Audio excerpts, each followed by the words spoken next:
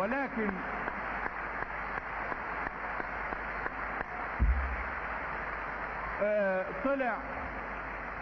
طلع على الشعب الليبي،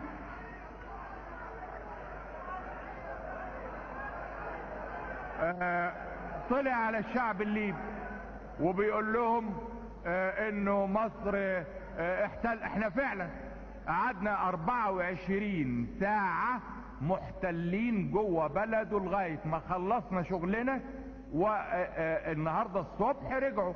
مفيش على ارضه عسكري مصري النهاردة ابدا.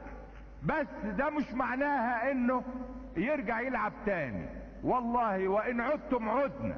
يبقى واضح